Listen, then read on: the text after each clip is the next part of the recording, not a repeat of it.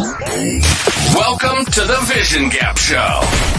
Align your big idea and vision with a plan of action to resonate and stand out in your market. With your hosts, Andy Halko and Tony Zayas.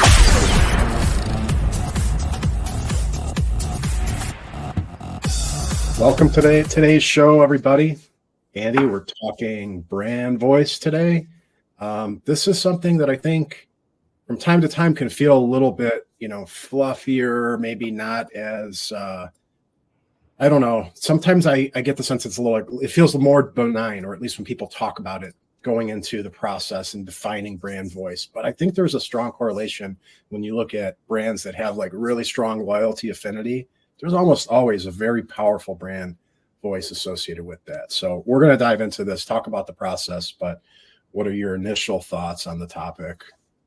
Yeah, it's always interesting to me. You describe to a client, hey, we're going to talk about brand voice today, and we're going to run through an exercise. And, everybody's kind of like, whatever, right?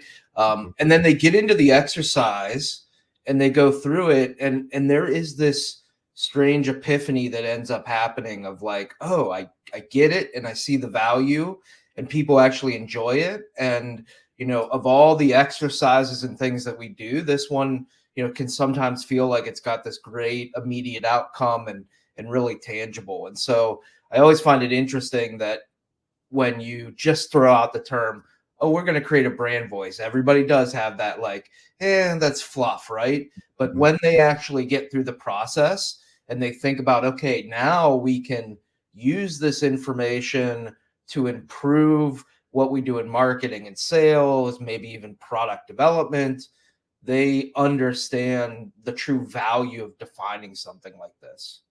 Yeah. And just thinking about it, like, I think that brand voice often gives like a creative license to a team as far as what they can and how to do it. At the same time, it gives guardrails to stay, in between. So really powerful. And a example that I like, I think it's hard when you think about like ABC company, it's hard to think brand voice and feel like really get it. But I like to look at like different like influencers, like think of personalities. People are easy to distill down into a brand voice and how they talk, what they talk about, their language, tone, all that. But for some reason, when you move it to an actual brand, especially like you said, when you talk to someone, you're going to go through an exercise, there's something that feels not as powerful about it. But usually when they see the outcome, that totally changes. So I do think it is, it's kind of a puzzle to put it together. So I guess let's dive in and talk about the process. Yeah, well, I mean, I think one place to start and just kind of sharing a little bit to clarify brand voice is this. I always like to use this as an example of this is Uber and Lyft. And at the end of the day, they kind of do the same thing, right? But you look at their brands and there's a different voice here. You look at Lyft and you see this colorful, kind of irreverent, having a little bit of fun. You've got this illustrated style, so when you think about look and feel, which is your persona, you think about tone, something like bust a commute. You think about language using like easy, hop to it, right? And then purpose is to engage and whatever it might be, versus you go down to Uber, does the exact same thing, and you look at their ads and brands and it's more sophistication. It's more of a tone of like, what is the, matter of fact, where it's more about like, you already know you won't get a seat on the next train, and that's inside a thing. It's like very matter of fact. It's very to the point.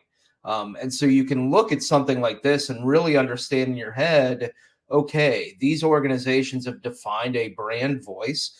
And when they go out and they decide we're going to do ads, we're going to write content, we're going to put out a press release, we're going to, design the interface of our app, they might come back to this brand voice so that, everyone that's doing anything stays hyper consistent to it, right? And again, it's whether it's marketing, sales, product development, and even into other things like partnerships and stuff like that. And so it's interesting how detailed you can get, and then what that actually influences, especially when you look at two companies that do the exact same thing with two extremely different brand voices. I think looking at like this example, you can just in looking at the brand voice, you can see they are targeting different audiences. So it's interesting. It goes back to that whole persona and understanding the audience and what they're attracted to, because ultimately the voice needs to resonate with that target audience. 100%. And I think that that's a key point too, is, they are definitely targeting different types of people with these voices. But when you really follow that voice, you are going to create affinity with that audience because you've developed. Now imagine like Lyft and the audience that they're going after doing an ad like Uber has there, where it's dark and it's matter of fact. That's going to turn off this audience that they've probably built affinity with this other advertising.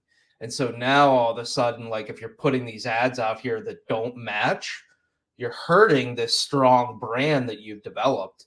And so I think there's something too, is making sure that it is defined and everyone in the organization understands it. Because the second you move away from it, you're either potentially turning people away, or you start to get to a place where a lot of brands are, and it's just a convoluted brand and no one knows what the, make of it.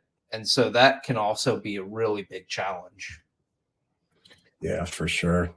So we talked a little bit about process. Yeah, absolutely. Let's jump in. This is super helpful to see how we do it. We're going to use Frictionless and show you guys how it can be done in here. Yeah, and so we typically talk about persona, tone, language, and purpose. And so your persona is typically more of the feel. I always like to imagine it as a person and a style.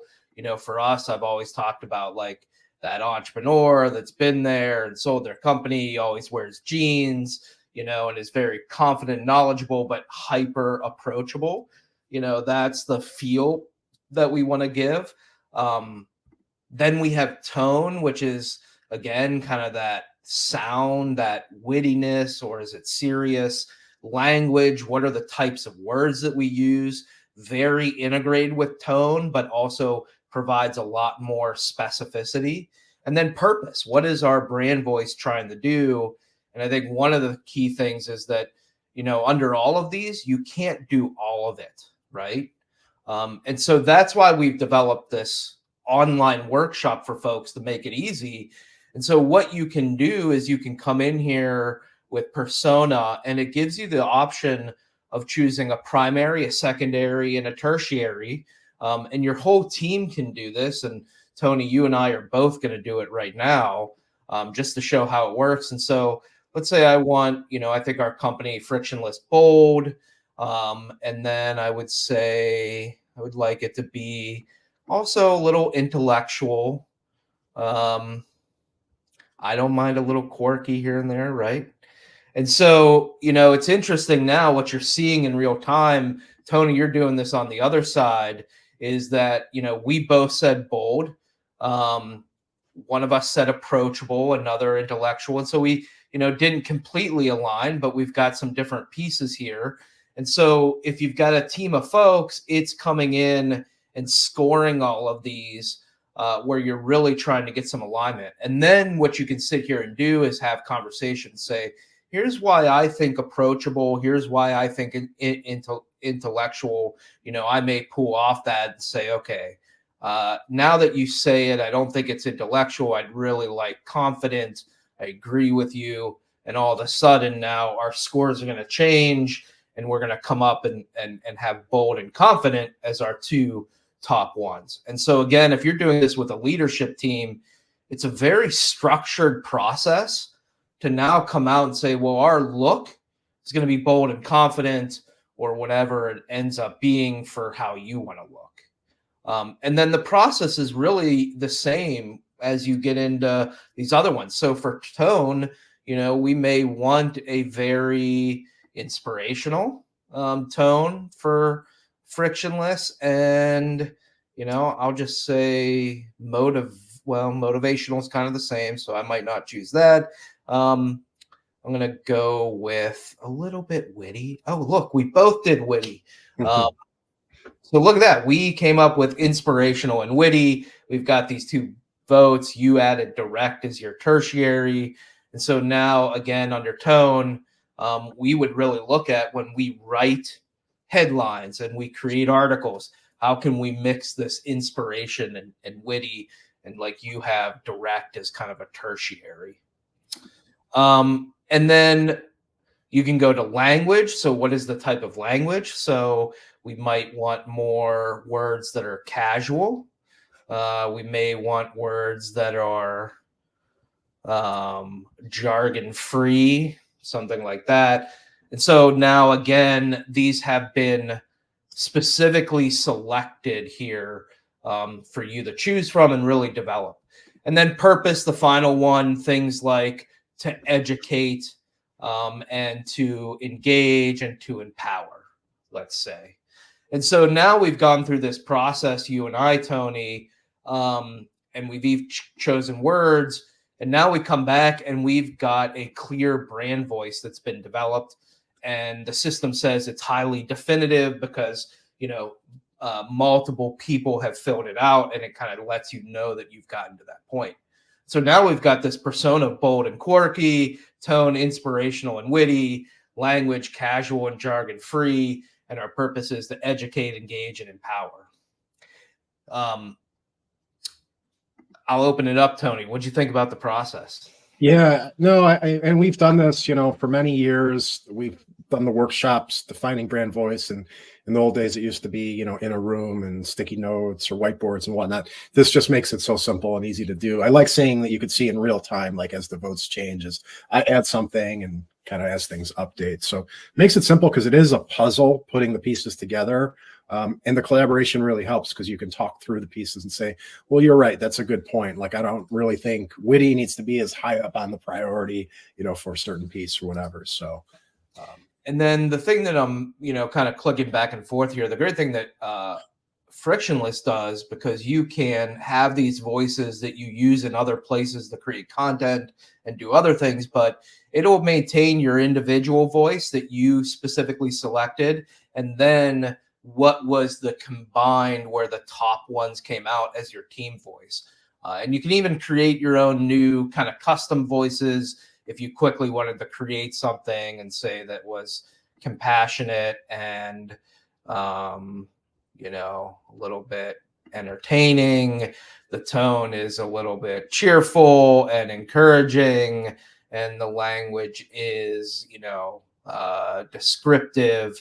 And it'll kind of come out and tell you, okay, well, we've created this uplifting, joyful storyteller voice. And so you have another one that you could actually use within your writing to quickly say, okay, well, I want this off type of thing. And that's typically used if you have like a series or something that you want to be a little bit different from your core. And you can develop these custom voices for that. I think this is really good to think about because with all the content creation that is required in today's world, like there isn't just going to be that one voice. The team voice might be that overarching brand, but as you have content that's created by different team members, different people, different faces of the brand, it's important to define those as well, because to that point, when I go back, talk about the influencer, right? Everyone's very unique. Now something that's important is work we've done in the past here is like core values, right? We're going to align on that, but we might get there in a little different way. So that's where one might be quirky, one might be more serious and direct, whatever. But I think it's important. And again, it creates these guidelines, these guardrails as you create content and put messaging out there so it can be focused and consistent. Exactly. And I think one of the other powers is we expand beyond this, right? So, you just saw me based on this team voice. I've developed some words, some action words, power words, secondary words that match that voice, or phrases like ignite your brand, unleash creativity. And it's actually using information about the company that we put in there. So when you see this ignite your brand, obviously, our system talks about brand and creativity. And so it's actually leveraging that for some of these phrases. And then we typically can generate a description this is a nice way to take these very simple pieces like bold and approachable, witty and inspirational, and actually turn it into something that's a little bit more descriptive for folks on your team, so that when they go back to, creating something, that they've got a little bit more tangible description of what these different pieces are. And then we'll go. And so now you've seen our brand voice at Frictionless is a powerful blend of being bold, approachable, and quirky. Here's what it means. And it talks about being bold signifies that we're unafraid of standing out, breaking norms, and taking calculated risks. So it gives you kind of that description. And then really finally, which is important, some simple do's and don'ts. So based off of this brand voice that we've developed, it's going to provide, those guardrails that are going to help people maintain what they should do. And so, we look at things like always be bold and confident in your messaging, maintain a conversational and engaging tone. This one, don't be afraid to use humor, but don't be offensive and inappropriate. That's looking at you, Tony. Don't use complex jargon that could alienate our audience. So you see it's starting to come in and really give you some good information on how you can really follow a brand like this and do it right. Yeah, and I think this is cool, the do's and don'ts, because this gives some practical guidelines for how to use it. And if you're thinking of a way to what's the practical usage of this? Let's say you hire a contractor or someone to write articles for you, social media content, hand them this with your brief, and off they can run, because there's a lot of detail here. So totally. And again, I think it's something that maybe when we started this and we said, oh, let's create a brand voice, that someone was like, that sounds interesting, but I don't know. And hopefully you get it out here at the end and you think about this as something that gets sent out to your entire team, again, in sales and marketing, customer service, product development. And now they've got these guide rails so that, again, they can read through this, they can think about these do's and don'ts, etc. And when they're creating copy within your product, when they're developing an article or headlines for an ad, or sales is creating a presentation that they would show potential customers, this is where they can come back to, so that then that outside world feels like your company has a very consistent and sophisticated brand. And this truly is that path to make that happen. Really good stuff. And next episode, we will focus on positioning. So again, these pieces start to come together. Brand voice here today, powerful piece. Hope that was helpful, and thanks everyone for tuning in today. We will see you guys next time.